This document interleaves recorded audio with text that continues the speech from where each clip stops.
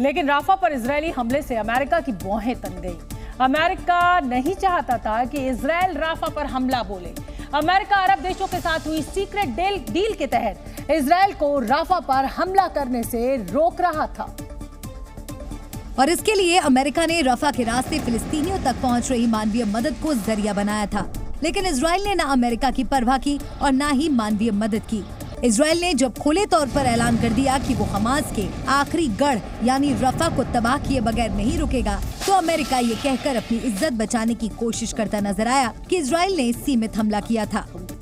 America ने भले ही अपनी प्रतिष्ठा बचाने के लिए रफा में इजरायली ऑपरेशन को जायज ठहराने की कोशिश की हो, लेकिन इस हमले से उसकी मिडिल ईस्ट पॉलिसी को नुकसान पहुंच सकता है। मिडिल ईस्ट देशों और चीन की दोस्ती से अमेरिका को खतरा पैदा हो सकता है। लिहाजा दिखावे के लिए ही सही, लेकिन अमेरिका ने इजरायल को सख्त संदेश दिया। अमेरिकी राष्ट्रपति जो बाइडेन ने इजरायल को घातक हथियारों और 1000 किलो के बम की सप्लाई को रोक दिया।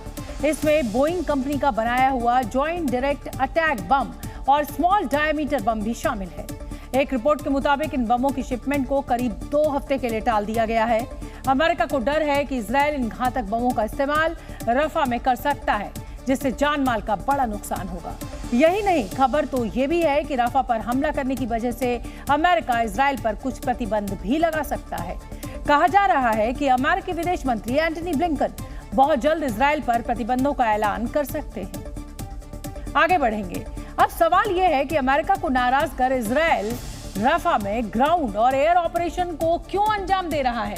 रफा में ऐसा क्या है कि इजरायल लगातार वहां हमले कर रहा है और ग्राउंड ऑपरेशन को हरी झंडी दिखा दी है। दरअसल इसके पीछे है रफा का हमास कनेक्शन। रफा और हमास के बीच गहरा संबंध है। इजरायल का दावा है कि उसने गाजा में सैन्य ऑपरेशन चलाकर हमास के 24 में से 18 बटालियन को खत्म कर दिया है। लेकिन अब भी आतंकी संगठन हमास के 6 बटालियन बचे हुए हैं जो रफा में मौजूद हैं। लिहाजा इजरायल किसी भी हाल में इन बचे आतंकियों को दोबारा खड़ा होने का मौका नहीं देना चाहता। इसके अलावा इजरायल रफा पर पूरी तरह कब्जा करना चाहता है, क्योंकि ये सीमाई शहर जिसका बॉर्डर मिस्र से लगता है। इजरायल का दावा है कि मिस्र बॉर्डर के रास्ते रफा तक अवैध तरीके से हथियार और गोला बारूद लाए जा रहे हैं। इजरायल का ये भी दावा है कि हमास ने बाहरी मदद से रफा में हथियारों का जखीरा तैयार कर लिया है। यही वजह है कि इजरायल की सरकार अमेरिका की सलाह के बावजूद रफा पर हमले कर रही है। लेकिन ये भी तय है कि अगर इजरायल के हमले जारी रहे तो मिडिल ईस्ट में एक बड़े युद्ध की शुरुआत हो सकती है।